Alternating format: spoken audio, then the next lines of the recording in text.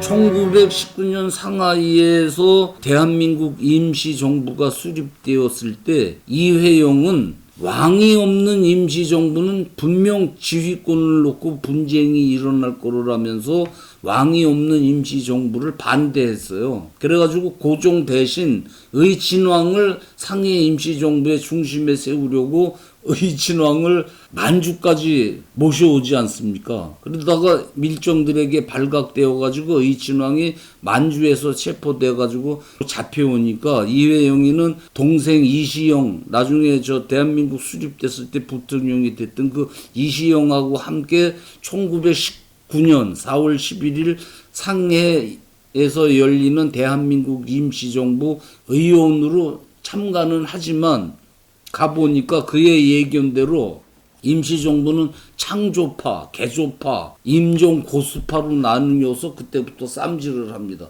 그 뒤로도 뭐 기호파, 충청도파, 뭐 경기도파 각 도파마다 그리고 공산당파 좌우가 또 갈려가지고 쌈질을 하고 이거 이회영이 예견이 정확히 뜬 거죠. 이 조선 놈들은 왕이 없으면 다 지들이 왕이 되려고 싸우기 때문에 가기 전에 이미 그랬어요. 그 임시정부 해봐야 소용없어. 지들끼리 싸울 거야. 아니나 달로 그렇게 된 겁니다. 그래가지고서 이 꼴을 보고 이회영이는 상해를 떠나서 북경으로 가가지고 거기서 무정부 상태로 무력 투쟁을 하기로 결심합니다. 이회영이는 결혼식도 교회에서 그 신식 결혼을 한 감리교도로서 그 서울에 있을 때 노비라도 노인에게는 허리를 굽혀 인사를 하고 존댓말을 쓰고 그래가지고 당시로는 아주 의외의 행동을 하던 일찍 개화된 인물이지만 한국인들에게 왕종은 절대 필요하다. 왕봉대론자였습니다. 그의 주장은 한국인들은 절대 권력자가 없으면 제각기 왕 노릇을 하려고 하기 때문에 상징적으로라도 왕가에 누군가가 임종에 가야지 임종이 규합이 되지 그렇지 않으면 다 깨질 것이다 이렇게 주장을 했거든요.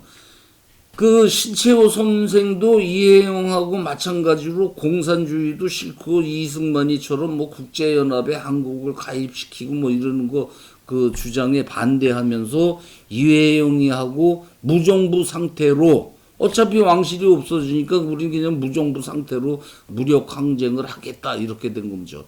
우리는 이회영이 국가 정부든 공산주의 같은 이념이든 종교 교리이든 개인의 자유에 영향을 미치는 것에 반대하는 무정부주의, 아나키즘 사상에 빠졌다고 하는데 실상은 그게 아닙니다.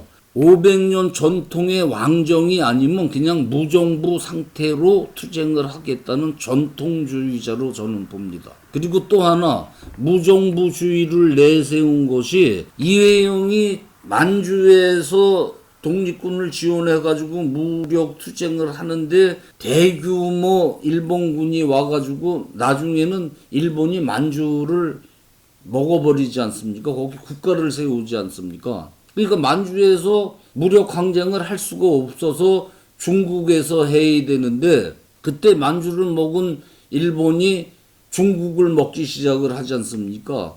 그래서 중국으로 진출하는 일본을 막는 것이 한국 독립에 도움이 되고 일본에 타격을 가하는 방법 중 하나로 생각해가지고 장개석의 지원을 받기 위해서 국적을 내세우지 않는 무정부주의를 표방했다고 또 볼 수가 있습니다. 이회영은 만주마저 일본 손에 들어가 만주에서 무장투쟁을 할 수 없게 되자 1924년 북경에 와가지고 정현섭, 유자명, 이일규, 이정규, 백정기 등등하고 무정부주의자 연맹을 창설하고 그 산하에 행동대 흑색 공포단을 조직해가지고 장개석 국민당에서 친일 행위를 하는 외교부장 왕정대를 암살하고 천진의 군수 물자를 싣고 들어오는 1만 톤급 일본 함선을 폭탄으로다가 파손시키면서 많은 사상자를 내고 이러면서도 흑색 공포단 단원 한 명도 체포되지가 않아요. 그 외에 천진 복곤성에 있는 일본 영사관에 잇따라 폭탄을 던져가지고 건물 전체를 막 파괴하고 이러니까 이 그림자 암살단이거든요. 일본을 공포에 몰아넣습니다. 일본이 상해까지 점령하자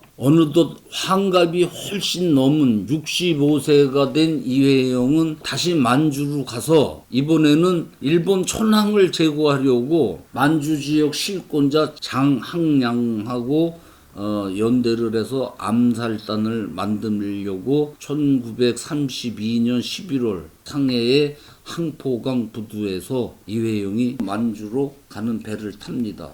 허름한 중국 옷을 입은 이회영은 제일 밑바닥 4등 선실에 타고 아들 이규창은 부친이 만주에 무사히 도착하기를 빌며 큰 절을 올린 후에서 배에서 내립니다. 그리고 며칠 뒤 아들 이규창은 11월 17일 아버지 이회영 대전 경찰서에서 사망했다는 전보를 받습니다. 반역자들이 선생을 팔아넘긴 겁니다. 누구보다 무장투쟁의 속살을 알고 있는 65세 이회영은 젊은 투사들을 지키기 위해 혹독한 고문에도 끝내 본적지마저 밝히지 않다가 고문을 이기지 못하고 숨을 거둔 겁니다. 일본은 이회영이 삼노군으로 자살을 했다고 발표하고 고문의 흔적을 지우려고 유족이 시신을 보기도 전에 화장해버립니다. 이회영이 형제들,